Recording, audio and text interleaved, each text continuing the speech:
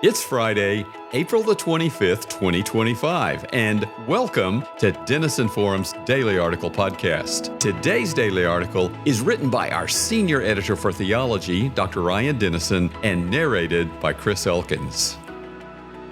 When Hurricane Helene swept through much of the East Coast 6 months ago, it left a trail of destruction that has continued to haunt those caught in its path. While some have been able to rebuild what was lost, the relative isolation of many western North Carolina towns slowed much progress. And as Jess Pierre reports, few places were hit as hard as Chimney Rock Village. Fortunately, they're on their way back, thanks in part to a rather unexpected source. Great Needs Trust is one of the groups that has been on the ground to help rebuild the town, and their workers are easy to spot both for the effectiveness of their work and for other reasons. You see, the men and women from Great Needs Trust hail from the Amish country of Lancaster, Pennsylvania, a fact made evident by their dress and approach to the work that needs to be done in Chimney Rock. As Amanda Zook described, we wanted to help the people with the disaster. Our hearts just felt drawn to come help the people in this area.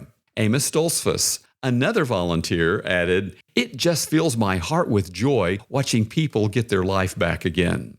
In addition to their work in Chimney Rock, volunteers from the organization have also helped build tiny homes for those displaced by the hurricane through much of western North Carolina. And as Pierre points out, the volunteers are not just restoring buildings, they're also restoring a sense of community. You may be wondering why I would start today's article by highlighting the work of Amish volunteers in Hurricane-ravaged North Carolina when the war in Ukraine, tariffs, and the Pope's passing continue to dominate the news. Those are genuinely important stories and worth following. However, just because something is making headlines doesn't mean that anything has really changed. The latest updates on the war in Ukraine, for example, essentially mean that we're still at the same place as when I wrote about it back in February, with the most significant shift that Trump's threats to end support for Ukraine may be closer to coming to fruition should the peace process continue to bear little to no fruit.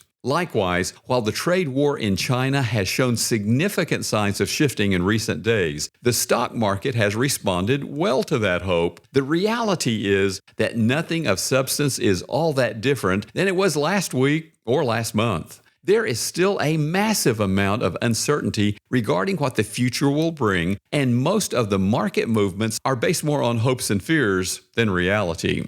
And that is equally true for the reported 90-plus nations trying to negotiate new trade deals with the U.S. Even as those deals start to be made, their actual implications for the global economy will remain all but impossible to determine until they're given time to go into effect. Pope Francis's funeral will be held at the Vatican tomorrow, with leaders from around the world in attendance and millions, if not billions, of others watching from home. But it will likely be weeks or months before the papal conclave chooses the Catholic Church's next leader. And if the past is any indication, there will be at least a few significant surprises in that process along the way. The truth is, most of these news stories will play out in ways that will impact us, but we have little ability to impact them. Yet, as the story of the Amish volunteers demonstrates, the best way to advance God's kingdom on earth is to keep our focus and energy on the parts of our lives where we can make a difference.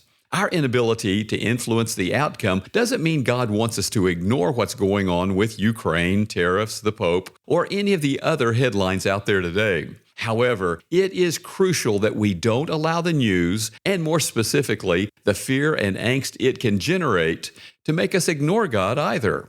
Toward the end of Christ's ministry, his disciples pulled him aside and asked in Matthew 24, verses 5 through 9, what signs would precede the end times. Across the nearly 2 millennia since, Jesus' response has resulted in far too many attempts to find evidence of his return in the news of the day.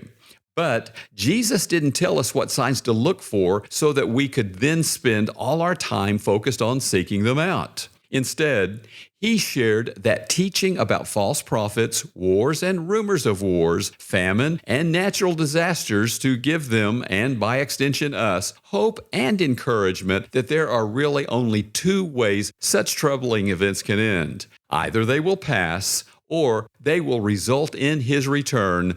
Both outcomes are good news for us. As I wrote in Between Compromise and Courage, God's goal is that when the world seems like it's falling apart, His people won't.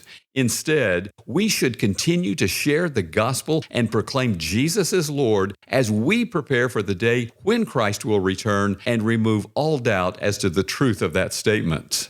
So, where is God calling you to make a difference today? What is your chimney rock? How you answer those questions will have a far more significant impact on your life and the lives of those around you than any of the stories dominating headlines today, and our priorities need to reflect that reality. Do yours?